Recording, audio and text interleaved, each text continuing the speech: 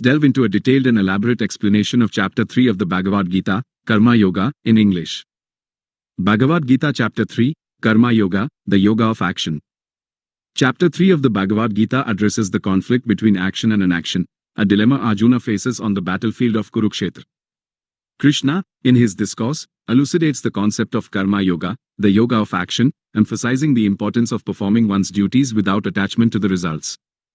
1. Arjuna's dilemma and Krishna's initial response, verses 1-9. Arjuna's confusion, verses 1-2. Arjuna, still grappling with the moral implications of the impending battle, questions Krishna about the superiority of knowledge over action. He argues that if knowledge is indeed superior, then why is Krishna compelling him to engage in such a horrific act of warfare? Arjuna expresses his bewilderment, stating that Krishna's seemingly contradictory statements have confused his intellect. He pleads for a definitive answer, a clear path to follow. This reflects a common human struggle, the conflict between intellectual understanding and practical application, between abstract principles and concrete actions. Krishna's explanation of Karma Yoga, verses 3-9. Krishna responds by outlining two distinct paths, the path of knowledge, Jnana Yoga, for the contemplative, and the path of action, Karma Yoga, for the active. He clarifies that liberation is not achieved by merely renouncing action. No one can remain inactive, even for a moment, as the inherent qualities of nature, Prakriti, compel all beings to act. Krishna emphasizes that restraining the external organs of action while internally dwelling on sense objects is hypocrisy. True renunciation lies in performing one's prescribed duties without attachment. He stresses the importance of performing obligatory duties, niyatam karma, as a form of sacrifice. Actions performed without attachment purify the mind and lead to liberation. Krishna illustrates this principle by referencing the creation of beings along with sacrifice, yajna. He emphasizes that mutual cooperation between humans and deities through sacrifice ensures prosperity and well-being.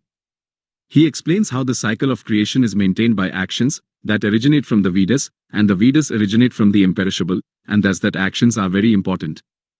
He also states that those who do not follow this cycle of action live a life of sin. 2. The importance of action without attachment, verses 10-19.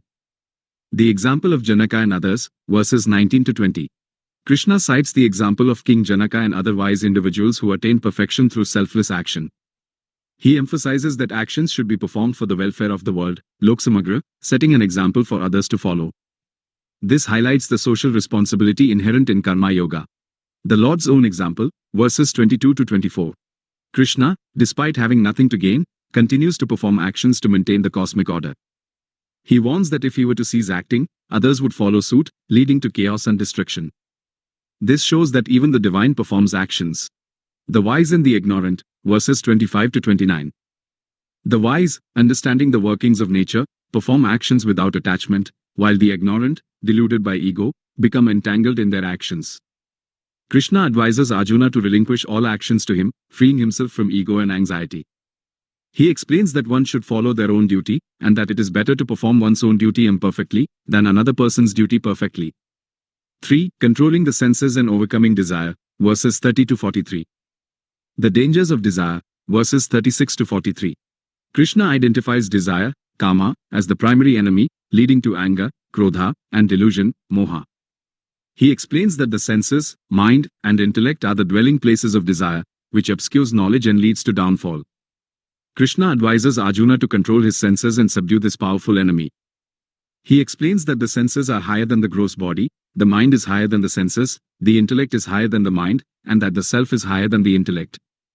Therefore, he tells Arjuna that by understanding the self, and thus controlling the mind and intellect, he can control the senses, and thus destroy desire.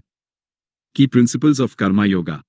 Nishkama Karma, performing actions without attachment to the results.